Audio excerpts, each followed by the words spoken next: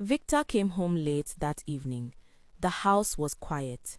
Tanya was sitting on the couch, exhausted, her hand resting gently on her stomach. He dropped his keys loudly on the table. "Why is dinner not ready?" She lifted her head slowly. "I wasn't feeling well today." His jaw tightened. "What do you mean you weren't feeling well?" "I've been dizzy since morning. I thought I could cook later." He walked closer. "So I work all day and come home to nothing?" "I'm pregnant, Victor." "And?" he snapped. "Other women work and still take care of their homes. You just sit." Her voice trembled. "I'm trying." "That's your excuse for everything." She stood carefully. "Why are you shouting?" "Because you are becoming useless." The word hit harder than the tone. She stepped back. "Don't say that." He moved forward. "Ever since you got pregnant, you've changed." "Victor, please."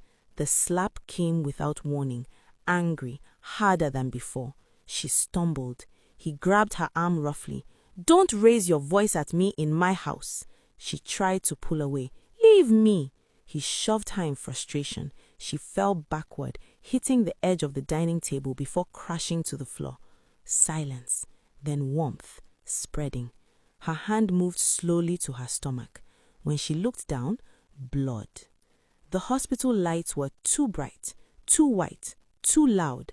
Doctors rushed, nurses moved quickly.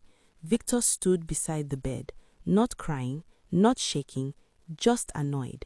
"How long will this take?" he asked the nurse. Tanya heard him, through the pain, through the fear, through the slow fading hope. Hours later, the doctor returned. "I'm sorry. The trauma and stress were too much." The baby was gone. Victor didn't scream. He didn't collapse. He exhaled sharply. "These things happen," he muttered. "These things happen." Tanya stared at him. That was the moment she truly saw him. Not charming, not misunderstood, not wounded, empty.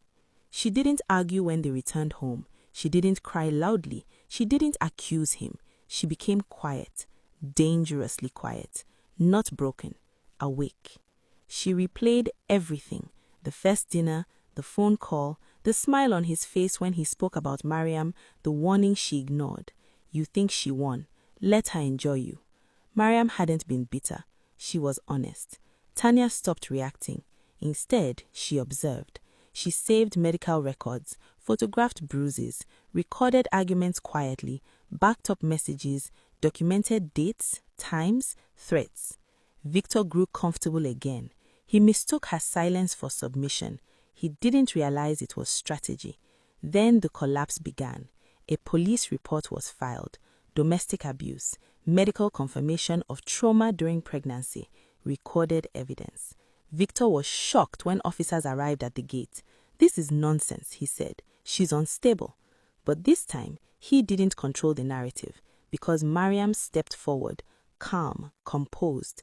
She submitted her own medical records, her own photographs, her own statements. The pattern was undeniable. The case didn't stay private. News travels fast in powerful circles. Board members began asking questions. Business partners requested meetings. Sponsors distanced themselves. The respectable image cracked, quietly at first, then loudly. Investors started withdrawing, deals paused, invitations stopped.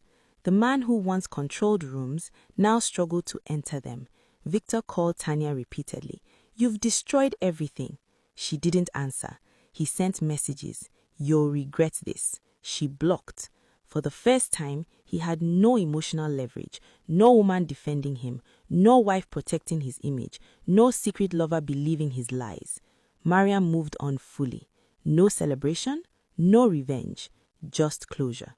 Tanya stood outside the courthouse weeks later. No baby, no marriage, no illusion, but free.